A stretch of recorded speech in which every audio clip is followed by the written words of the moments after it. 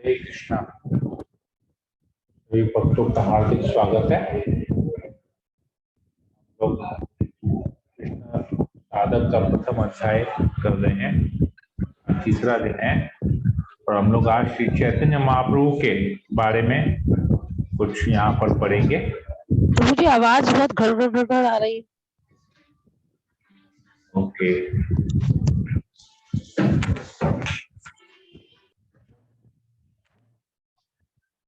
अभी आवाज ठीक है? हाँ, पहले से बेटर है। अब बोलेंगे आप पता चलेगा। ठीक है, ठीक है। तो हम लोग आज चर्चा का विषय श्री चैतन्य महाप्रभु जो भगवान के महावदन्याय अवतार है उसके बारे में हम हरे पढ़ेंगे। कृष्णा प्रभु जी। तो चर्चा करने से पहले हम लोग मंगलाचरण कर लेते हैं। ओम अज्ञानतिमिरान्धस्य ज्ञानाञ्जनशलाकया चक्षुरुन्मीलितं येन तस्मै श्रीगुरुवे नमः। नमो विष्णुपादाय कृष्णप्रेष्ठाय भूतले श्रीमते भक्तिवेदांत स्वामिनिति नामिने। नमस्ते सरस्वती देवे गौरवाणी प्रचारिणे निर्विशेष शून्यादि पाश्चात्य देशतारिणे वाञ्छाकल्पतरुभ्यश्च कृपा सिन्धुभैव च पतितानां पावनेभ्यो वैष्णवेभ्यो नमो नमः। जय श्री कृष्ण चैतन्य प्रभु नित्यानंद श्री अद्वैत गदाधर श्रीवासादि गौर भक्तवृंदा। हरे कृष्ण कृष्ण कृष्ण हरे हरे, हरे राम राम राम हरे हरे।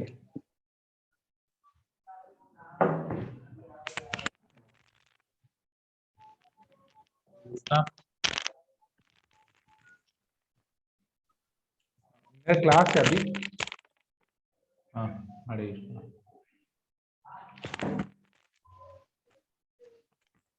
हरे कृष्ण। हरे कृष्णा प्रभु जी, धन्यवाद, प्रणाम। ओके, तो ये है आज का चर्चा का विषय। आप में से अगर कोई पढ़ना चाहेगा तो पढ़ सकते हैं।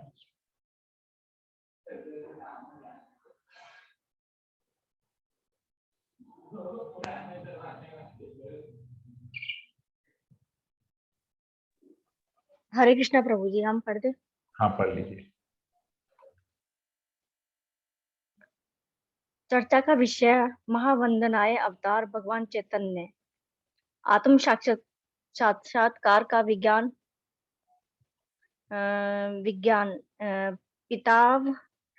पितावतार भगवान श्री चैतन्य महाप्रभु श्री धाम मायापुर नवद्वीप पश्चिम बंगाल में लगभग 500 वर्ष पूर्व प्रकट हुए थे।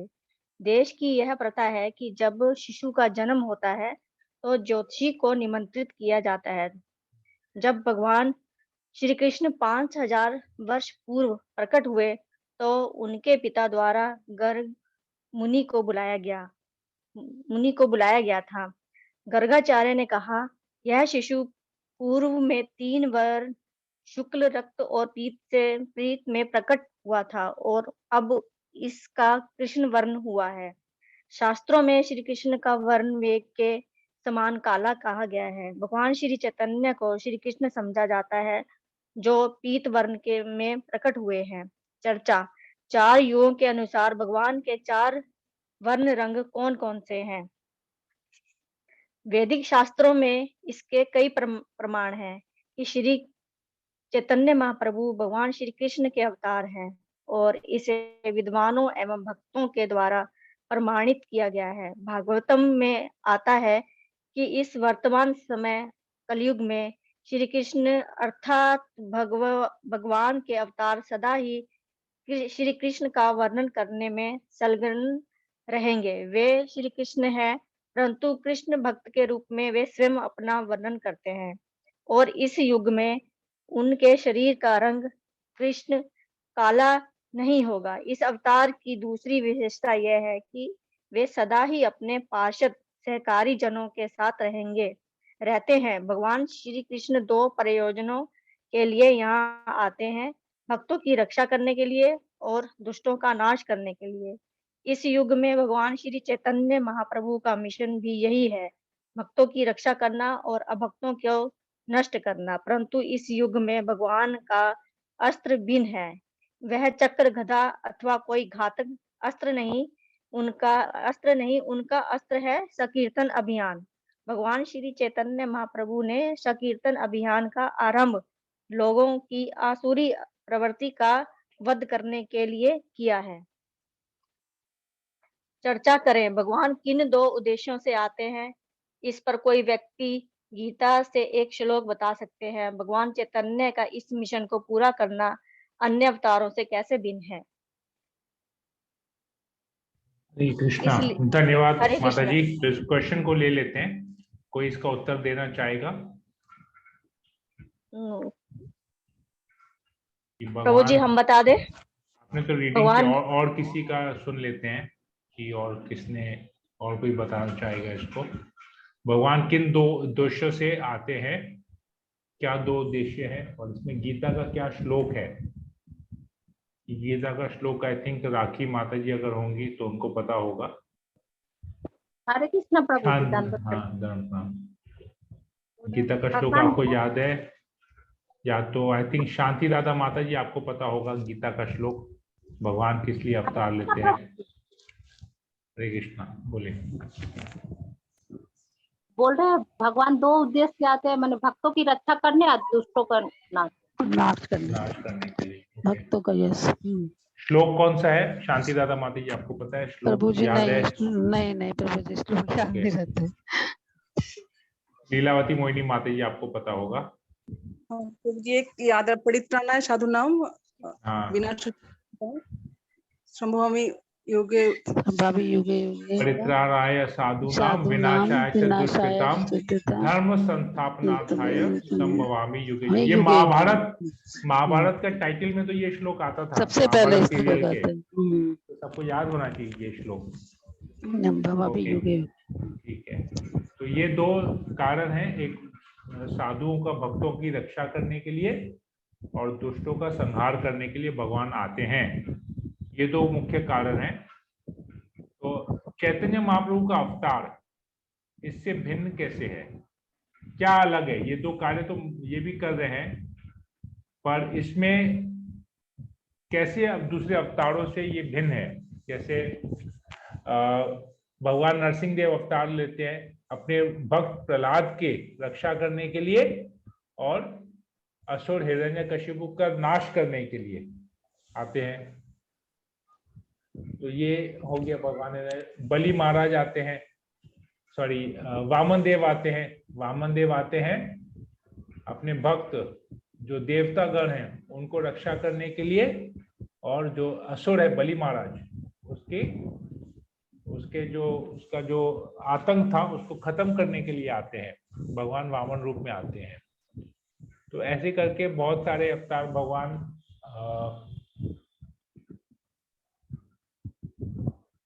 वरादेव के अवतार में जब आते हैं तो अपने भक्त भूदेवी की रक्षा करने के लिए और असुर का वध करने के लिए तभी भी वो आते हैं। हिरण्याक्ष का तब वध करते हैं वो। तो ऐसे चैतन्य महाप्रभु कैसे अलग है तो वो भी भगवान के अवतार है, स्वयं भगवान कृष्ण है। राधा रानी के रंग को धारण करके, राधा रानी के मूड को, भाव को धारण करके आए हैं। तो दूसरे अवतारों से ये कैसे भिन्न है, यहाँ पर कोई बता सकता है? प्रभु जी यस, लीलावती मोहिनी माता जी बताइए। प्रभु जी ये यहाँ में कोई रक्तपात नहीं हुआ और ही भगवान का प्रतिष्ठा को प्रचार किया, अस्तित्व को प्रमाण किया गया, और यहाँ में कोई छल कपट भी नहीं हुआ। जैसे कि बलि महाराज में भी छल कपट हुआ था, भगवान ने किया, तो लेकिन यहाँ पे मेरे नजर से मैं बोल रही हूँ प्रभु जी, यहाँ पे नहीं है। मतलब चैतन्य महाप्रभु के नजर से नहीं बोलना है, हमने जो पढ़ा है उसको बोलना है। यहाँ पर जो हमने पढ़ा है उसके बारे में बोलना है। अभी हमने क्या रीडिंग किया है कि ये कैसे दूसरे अवतारों से भिन्न है, क्योंकि ये ऑलरेडी बुक से ये प्रभुपाद ने लिखा है, तो प्रभुपाद से अलग होके हमको कुछ नहीं बोलना है। प्रभुपाद ने जो कोट किया उसी को ही हमको बोलना है। प्रभु जी संकीर्तन का प्रचार किए थे। यस, संकीर्तन का प्रचार किया, उनका अस्त्र था संकीर्तन, और उन्होंने क्या किया, संकीर्तन अभियान का आरंभ करके लोगों की आसुरी प्रवृत्ति का वध किया, लोगों के आसुरिक मेंटालिटी को खत्म करने के लिए शस्त्र नहीं यूज करके संकीर्तन को उन्होंने अपना संकीर्तन आंदोलन से उन्होंने इसका शुरुआत किया। ओके, ठीक है, थैंक यू माता जी। तो आगे हम लोग पढ़ते हैं। आई थिंक यहाँ तक सबके लिए क्लियर है या किसी को कोई प्रश्न है? ओके, ठीक है, और कोई पढ़ना चाहेगा? आगे बढ़ते हैं। और कोई भक्त पढ़ना चाहेगा इसको? हरे कृष्ण प्रभु जी पढ़े। हाँ माता जी, अब पढ़ लीजिए। चर्चा करें भगवान किन दो उद्देश्यों से आते हैं। इस पर कोई व्यक्ति गीता से एक श्लोक बता सकते हैं। भगवान चैतन्य का इस मिशन को पूरा करना अन्य अवतारों से कैसे भिन्न है। इसलिए श्रीमद् भागवतम में कहा गया है कि श्री चैतन्य महाप्रभु इस युग के भगवान के अवतार हैं और उनका पूजन कैसे किया जाता है। पूजा करने की विधि बहुत ही साधारण है। पार्षद सहित भगवान श्री चैतन्य का केवल एक चित्र रख लीजिए। बीच में भगवान श्री चैतन्य और उनके चारों ओर उनके प्रधान पार्षद श्री नित्यानंद प्रभु, श्री अद्वैत प्रभु, श्री गदाधर पंडित और श्रीवास पंडित। कोई भी इस चित्र को अपने घर में रख सकता है। इस हरे कृष्ण महामंत्र का कीर्तन कर सकता है और इस विधि से भगवान श्री चैतन्य महाप्रभु की पूजा की जा सकती है। यह एक साधारण सी विधि है, परंतु इस साधारण विधि को ग्रहण कौन कर सकेगा? केवल वही जिनके पास सद्बुद्धि है।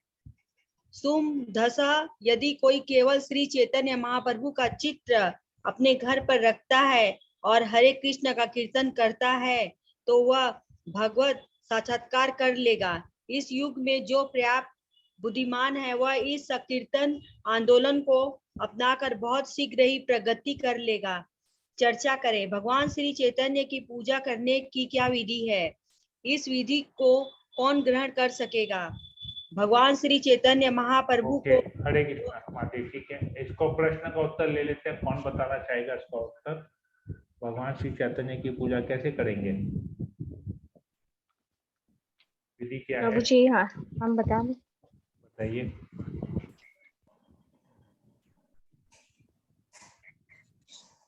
भगवान श्री चैतन्य की पूजा करने की क्या विधि है, इनका पूजन कैसे किया जाता है। पूजा करने की विधि बहुत ही साधारण है। पार्षद सहित भगवान श्री चैतन्य का केवल एक चित्र रख लीजिए। बीच में भगवान श्री चैतन्य और उनके चारों और उनके प्रधान पार्षद श्री नित्यानंद प्रभु, श्री अद्वैत प्रभु जी और श्री गदाधर पंडित और श्रीवास पंडित जी। कोई भी इस चित्र को अपने घर में रख सकता है और हरे कृष्ण का मंत्र का कीर्तन कर सकता है और इस विधि से भगवान श्री चैतन्य महाप्रभु की पूजा की जा सकती है। यह एक साधारण सी विधि है, परंतु इस साधारण विधि को ग्रहण कौन कर सकता है? केवल वही जो जिनके पास सुबुद्धि है।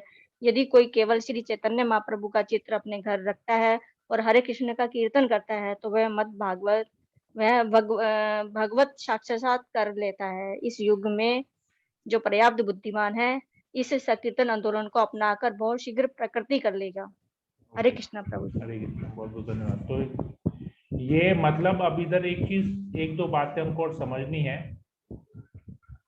तो बुद्धिमान व्यक्ति वही है जो श्री चैतन्य महाप्रभु और उनके पार्षदों सहित हरे कृष्ण महामंत्र जप करने की विधि से भगवान की पूजा करता है।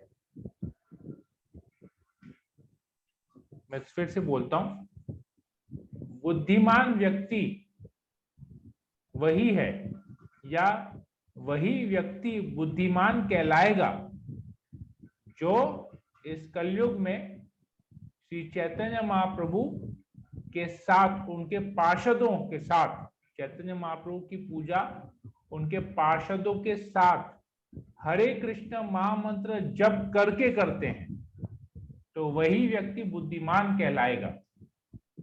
और जो ये नहीं करते हैं फिर वो लोग क्या कहलाएंगे?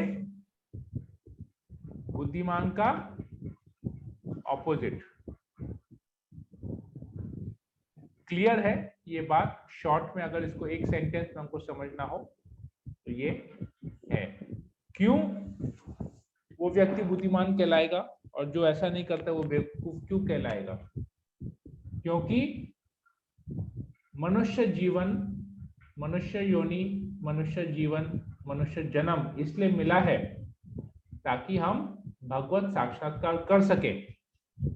इंद्र तृप्ति के लिए नहीं, भगवत साक्षात्कार के लिए मिला है। तो भगवत साक्षात्कार का सबसे सरल विधि यही है, the most easiest process is to chant the holy names of the Lord. Hare Krishna महामंत्र जप करना और भगवत साक्षात्कार करना, सबसे सरल विधि यही है। जो बुद्धिमान व्यक्ति होगा वो चाहेगा सबसे सरल तरीके से, वो मतलब सबसे सरल तरीका अपनाए और मैक्सिमम प्रॉफिट उससे वो लाभ कर सके। उसी व्यक्ति को बुद्धिमान व्यक्ति कहते हैं। और जो गधे की तरह काम करेगा लेकिन नतीजा कुछ नहीं आएगा, उसको गधा ही कहेंगे, बेवकूफ कहेंगे, उसको बुद्धिमान नहीं कहेंगे। तो ये क्लियर है ये बात सबके लिए? जी प्रभु जी। बाकी और किसी भक्त का आवाज नहीं आ रहा है? हरे कृष्ण मुझे। और किसी के लिए और कोई कमेंट है किसी को इस पे? ठीक है प्रभु जी, हरे कृष्ण। भावना, कोमल,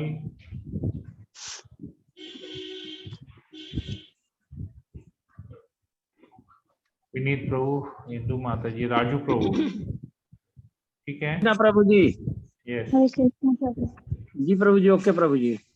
ठीक है। तो अब तक कोई किसी को कोई प्रश्न है? अब तक हमने जो भी चर्चा किया उसको लेके आगे जा सकते हैं? जी प्रभु जी।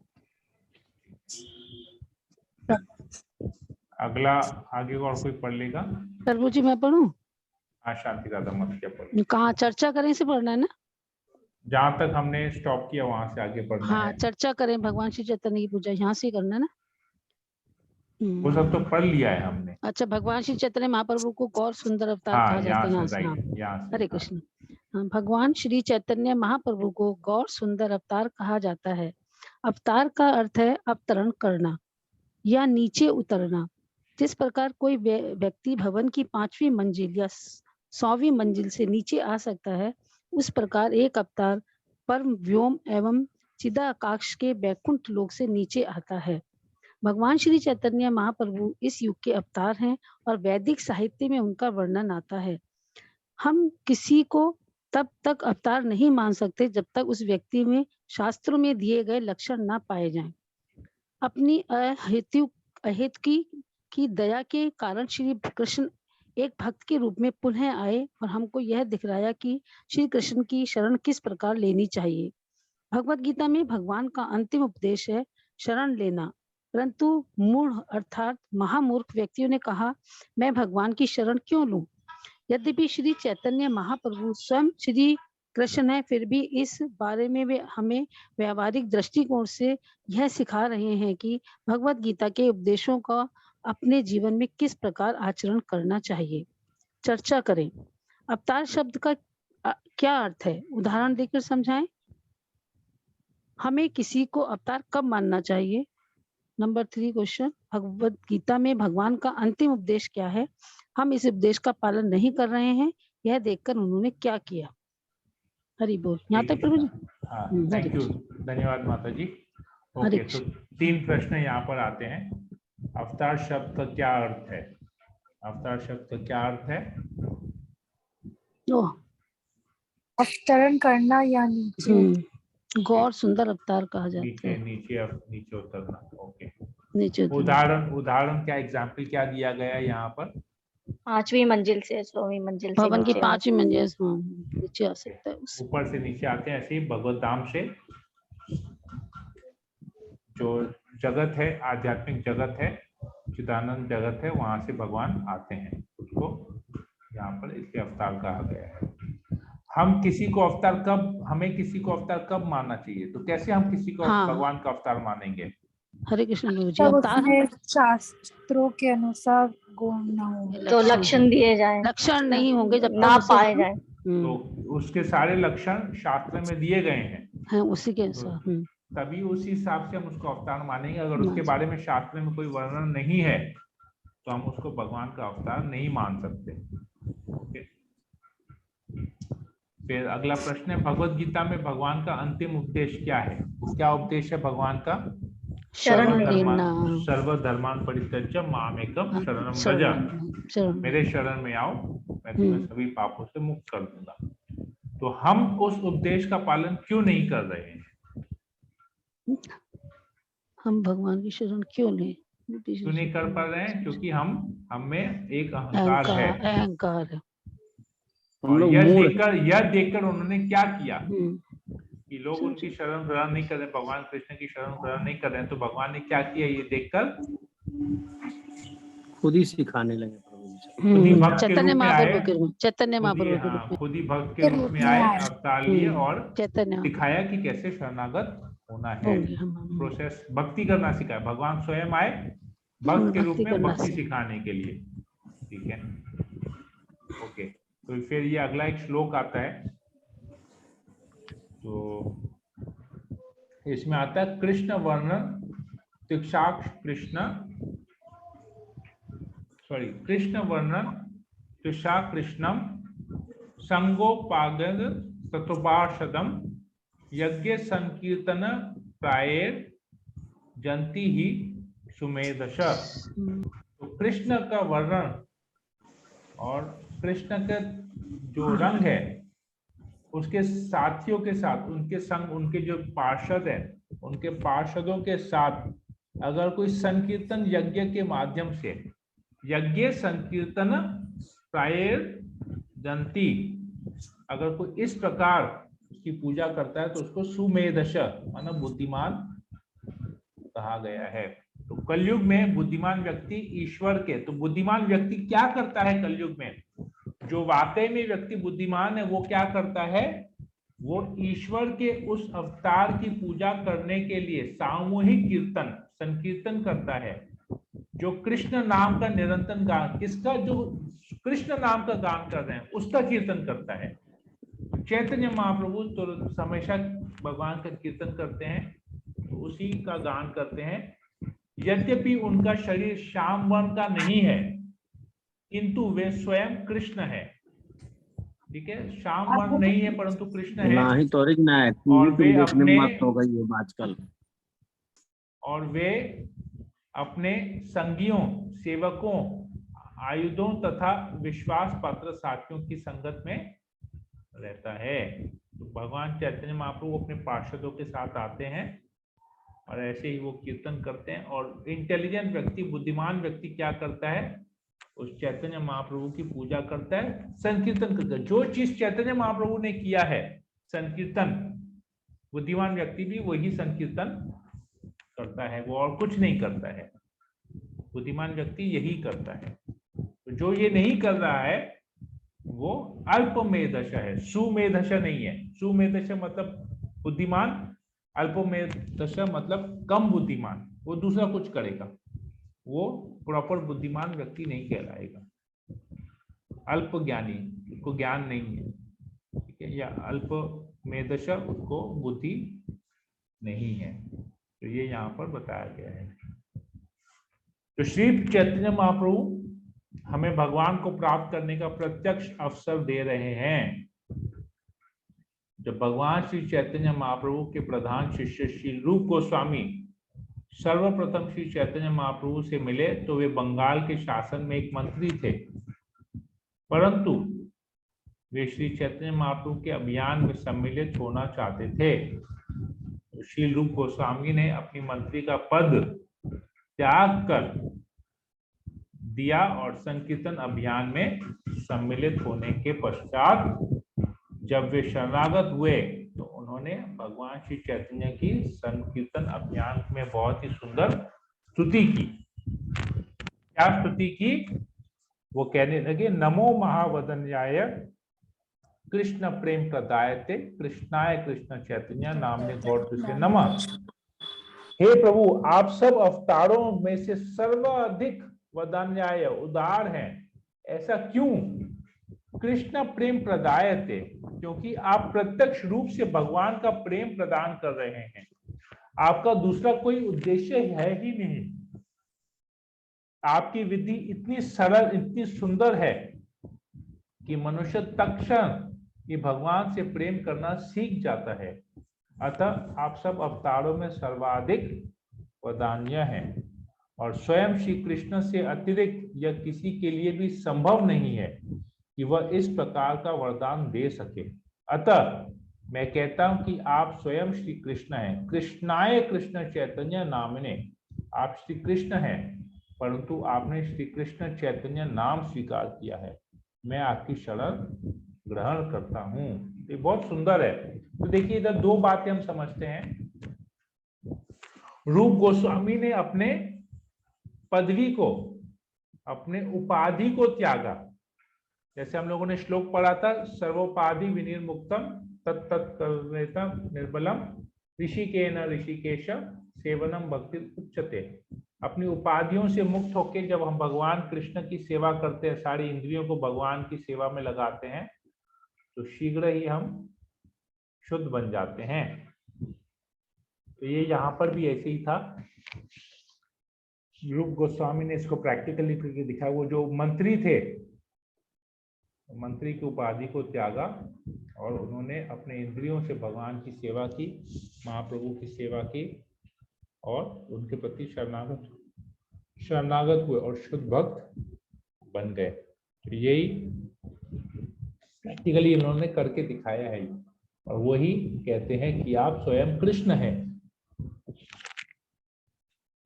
आप महावदन्याय अवतार हैं।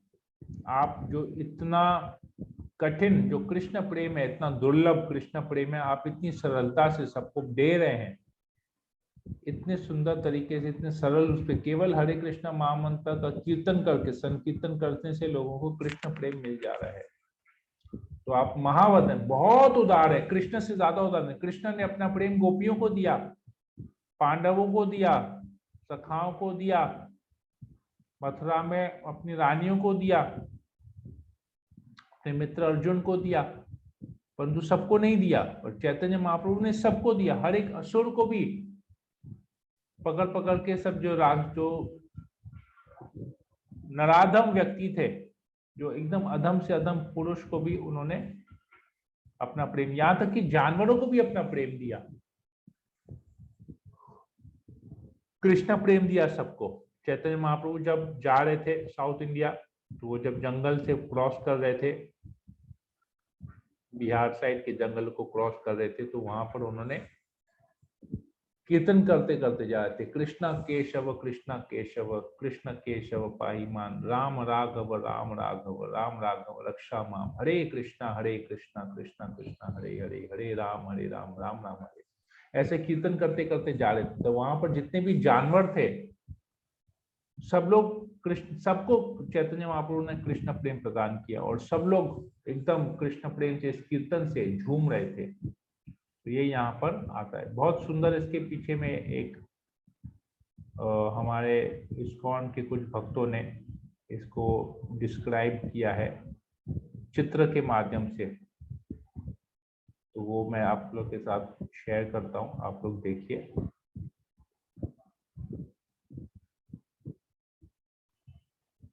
बहुत सुंदर वो चित्र है।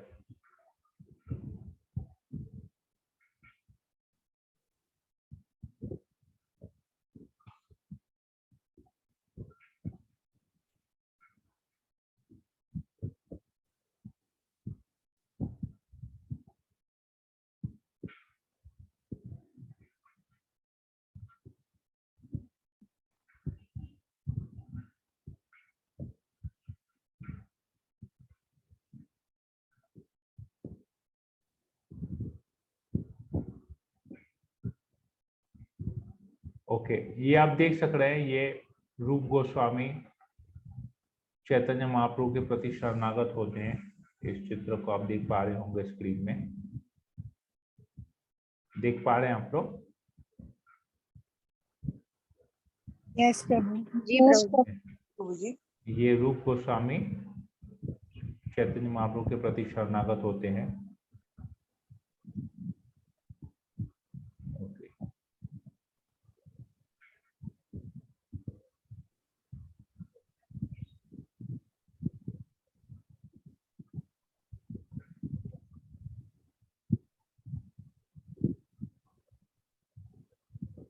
ये चैतन्य महाप्रभु कृपा करते हैं। बहुत सारे इसमें फोटोग्राफ्स है। मैं आपके साथ वो एक और फोटो शेयर करता हूँ। जो कृष्ण महाप्रभु जानवरों को अब कृष्ण प्रेम देते हैं।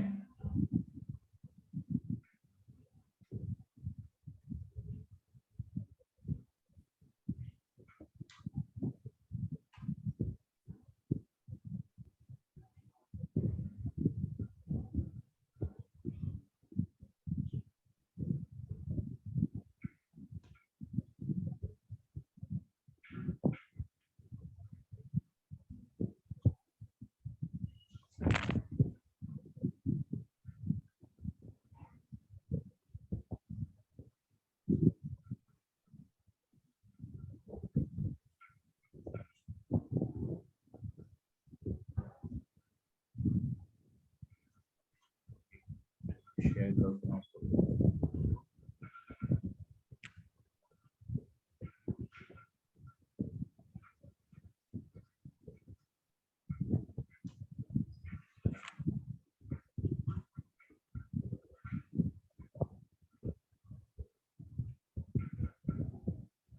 ओके, ये आप देख पा रहे होंगे अभी स्क्रीन पे।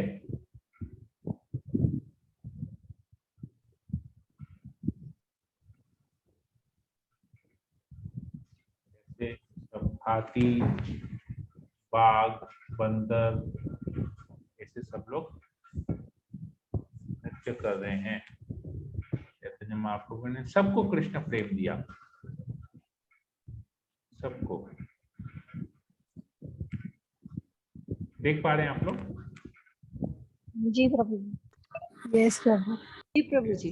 देखो चैतन्य महाप्रभु। और ये आप अगर चरण पहाड़ी एक जगह है झारखंड में, यहाँ पर ये इस जगह चरण पहाड़ी है, वहां पर ये आप चरण चिन्ह आज भी हैं। चैतन्य महाप्रभु के चरण चिन्ह, ये जितने भी जानवर हैं जो भी डांस कर रहे थे, चैतन्य महाप्रभु जब कीर्तन कर रहे थे, सबके चरण चिन्ह आप जाके वहां दर्शन कर सकते हैं। ये है, अभी भी है पूरा। अभी वो उन्होंने वहां पर सब उसको बाउंड्री से कवर कर दिया है ताकि उसको कोई डिस्ट्रॉय नहीं कर सके। तो वहाँ की सरकार ने उसको किया है। वहां पर एक छोटा सा मंदिर है और वहां पर ये चरण पहाड़ी है। हम लोग अभी गया यात्रा करने वाले थे, तो उसमें यहाँ जाने वाले थे, पर कोविड के चक्कर में यात्रा कैंसिल हुआ। तो ये है वहां पर चरण पहाड़ी अभी भी है, आप देख सकते हैं वहां जाके। ऐसा है यहाँ पर। और भी है, एक और मेरे पास है, वो भी देखता हूँ अगर मिलता है तो। वो भी बहुत फोटो बहुत अच्छा है।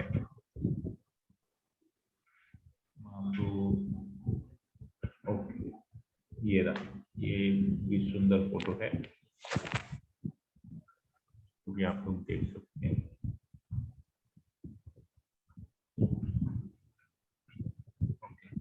ये देखिए, अभी देख रहे हैं शेर जो है हिरण को आलिंगन कर रहा है। देखिए कृष्ण प्रेम क्या कर सकता है, पूरी ईर्ष्या शत्रुता को खत्म कर देता है। तो आप लोग देख सकते हैं शेर कैसे हिरण को आलिंगन कर रहा है, एक दूसरे को आलिंगन कर रहे हैं। बंदर नाच रहे हैं, हाथी पीछे नाच रहे हैं। देख पा रहे हैं आप लोग? जी प्रभु। ये है कृष्ण प्रेम का पावर।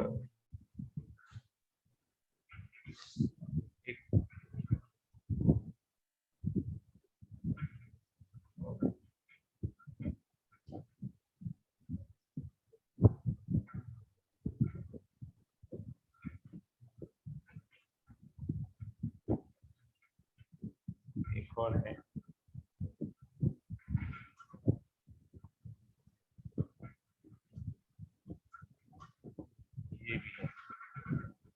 श्री चैतन्य महाप्रभु हिरण को, गाय को, मोर को, सबको कृष्ण प्रेम दे रहे हैं। तो यही है यहाँ पर,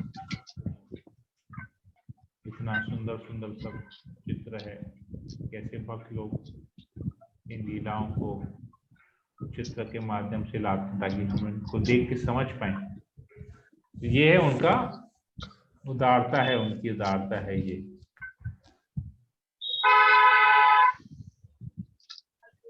तो और भी है, इस पे फिर हम लोग आगे कल चर्चा करें, क्योंकि एक बहुत सुंदर कीर्तन भी है। हम लोग इसको आगे कल करते हैं, आई थिंक थोड़ा सा ही है, इसको कर लेते हैं, राइट, ठीक है, इसको आगे कर लेते हैं।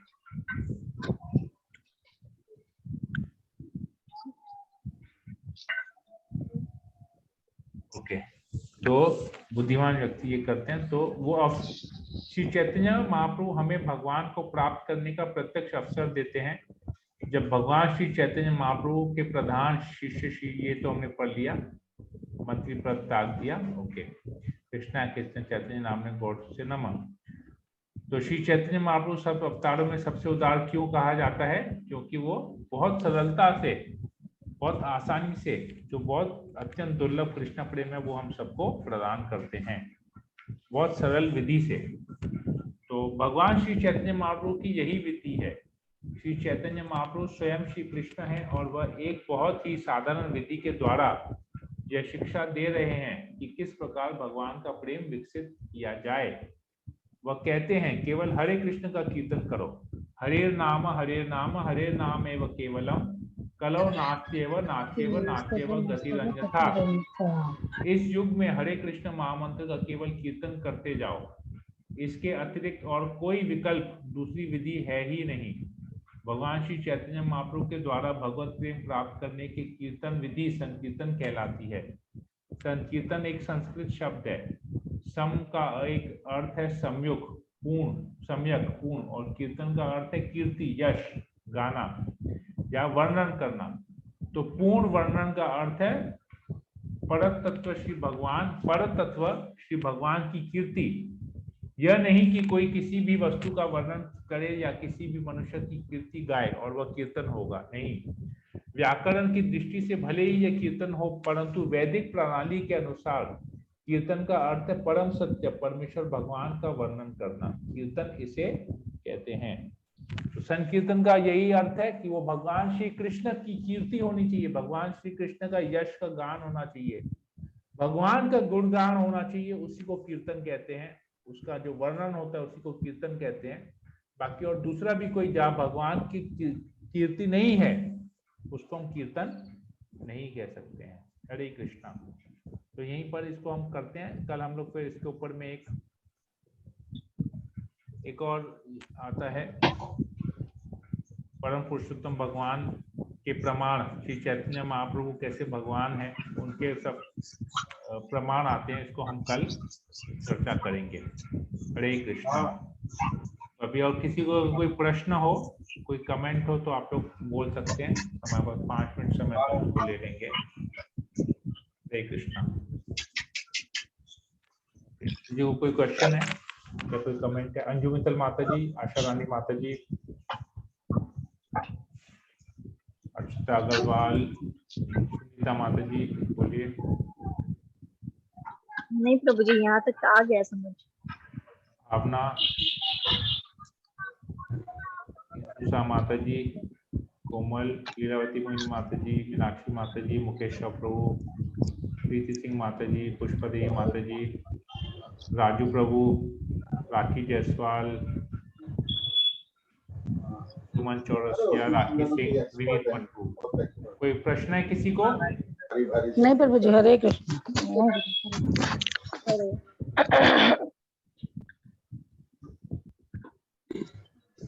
हरे कृष्ण प्रभु। यस कोमल। प्रभु मतलब ये लास्ट पेज वाले में संकीर्तन, mostly the emphasis has been laid on sankirtan, so that means ISKCON संकीर्तन में ज्यादा एम्फेसिस देता है क्या? क्योंकि चैतन्य महाप्रभु का मिशन है, इसलिए हम लोग सब जगह कीर्तन संकीर्तन के ऊपर ग्रुप चांटिंग। संकीर्तन क्या होता है? मिलके, संघ में, सब लोगों समूह के में। साथ, ग्रुप, सामूहिक ग्रुप चांटिंग, ग्रुप कीर्तन। कभी किसी को देखा अकेले कीर्तन करते हुए? सब ग्रुप में करते हैं, जी क्योंकि ये चैतन्य महाप्रभु ने बताया है ऐसे करना है, शास्त्र बताता है ऐसा करना है। तो that is why emphasis given on group chanting, group का कीर्तन, ग्रुप का चांटिंग। परिक्रमा देखिए हजारों लोग कीर्तन करते करते जाते हैं। यही तो प्रोसेस है। चैतन्य महाप्रभु ने स्वयं यही किया। चैतन्य महाप्रभु ने ये संकीर्तन इसी प्रकार से तो किया है। इसके भी कुछ फोटोग्राफ से मैं आप लोग के साथ शेयर करता हूँ। प्रभु, इसलिए बोला जाता है क्या जब हम लोग अकेले एक राउंड करते हैं और जब पूरा ग्रुप मिलके एक मतलब एक माला कर रहा होता है तो उसका प्रभाव ज्यादा होता है? Is it that? Yes, that is why it is said ना। अगर आप अकेले में एक माला जप करें, लेकिन अगर 10 लोग मिलके एक माला कर रहे हैं तो आपको 10 माला का बेनिफिट मिलेगा, न कि एक का। That is why it is said कि ग्रुप में हमेशा करना चाहिए, भक्तों के साथ रहना चाहिए, भक्तों के साथ ही करना चाहिए। ओके, मैं आपको एक फोटो शेयर करता हूँ।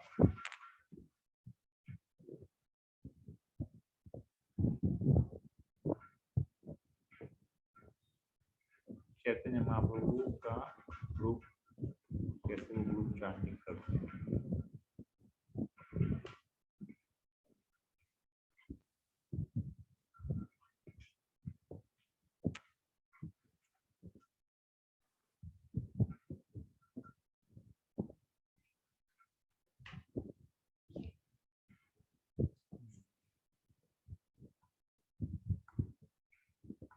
ये देखिए, आप लोग स्क्रीन पे देख पा रहे हैं,